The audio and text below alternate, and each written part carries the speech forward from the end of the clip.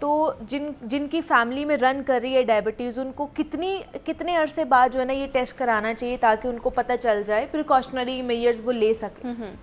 अच्छा, इसमें ये है कि लाइक अगर फैमिली में रन कर रही है तो बिकॉज हमारा लाइफस्टाइल भी ऐसा है, ठीक है, लाइफस्टाइल की वजह से, जो हम फूड इनटेक कर रहे हैं उसकी वजह से, जो डाइट ले रहे हैं उसकी वजह से, because of not that much physical activity, तो अगर रन कर रहा है फिर तो हमें जो है हर आफ्टर 6 मंथ कराना चाहिए टेस्ट। अच्छा, बिकॉज हम ओबीस भी हो रहे होते हैं, और ओबेसिटी और डायबिटीज़ ये वाइस वर्सा। हाँ जी। लाइक अगर आप डायबिटिक हैं, इट मीन्स दैट कि इंटेंस स्टेज पे जाके आपका वेट बहुत ज़्यादा लूज होना शुरू हो जाता है, because of the muscle mass reduce होता है, फैट रिड्यूस हो रहा होता है। लेकिन जब आप ओबेसिटी की तरफ जा रहे होते हैं तो आपका वेट गेन हो रहा होता है, तो तब आप vice versa obese and diabetes आपको एक साथ हो रही होती है। और अगर लेकिन आपकी फैमिली के अंदर रन कर रहा है तो आप आफ्टर 6 मंथ जीटीटी टेस्ट आपको कराना ही है लाजमी, बिकॉज अब आपका लाइफस्टाइल भी इतना अच्छा नहीं है कि जिसकी वजह से आप ये कहें कि नहीं हम अपना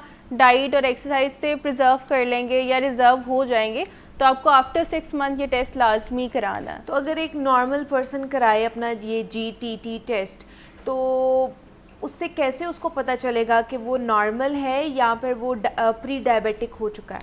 जिस तरह डायबिटीज़ स्टेज 1 है या डायबिटीज़ के लिए हम AB1C का टेस्ट कराते हैं, तो उसमें हमारा 3 मंथ्स का रिकॉर्ड आ जाता है। हाँ जी। कि उसमें कितनी फ्लक्चुएशन हुई है ना 3 मंथ्स के अंदर, हमारी जो ग्लूकोज लेवल है वो कितना हाई गया है, कितना लो है, तो उससे पता चल जाता है कि पेशेंट डायबिटिक है या नहीं है। लेकिन जब हम जीटीटी का टेस्ट करा रहे होते हैं तो हमारे पास एक पर्टिकुलर वैल्यू है, अच्छा, स्केल वैल्यू है, Okay. It's like 6.7 and more than 6.1, फिर 8, 11 इस तरह से। तो अगर तो आपका 6 आ रहा है तो एरएस के आप बचत में हैं।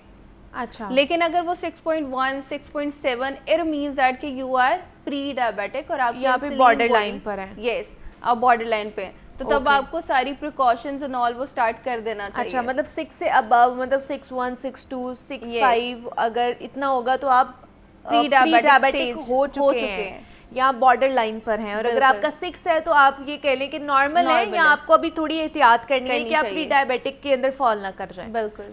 तो ये जो हमारे जिस्म में ग्लूकोज इंटॉलरेंस क्यों होता है, इसमें क्या क्या चीज़ें होती हैं? लाइक ग्लूकोज इंटॉलरेंस मैंने बताया कि ये एक प्री डायबिटिक स्टेज है, ठीक है। हमारी बॉडी के अंदर ना, जैसे हम बाहर से इंसुलिन लगाते हैं तो हमारी बॉडी के अंदर नेचुरली तौर पे इंसुलिन प्रोड्यूस होती है। जब इंसुलिन रेजिस्टेंस होती है या ग्लूकोज इंटॉलरेंस होती है तो हमारी बॉडी जो है वो प्रॉपरली इंसुलिन नहीं बना पा रही होती, जो नेचुरली बनती है वो नहीं बनती।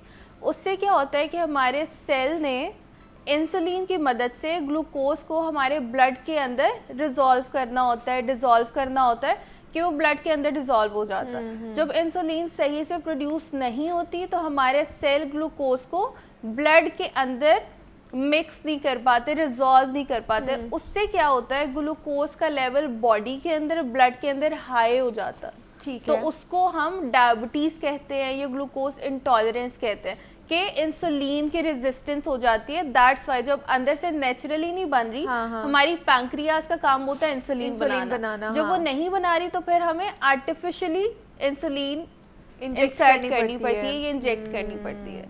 ठीक है।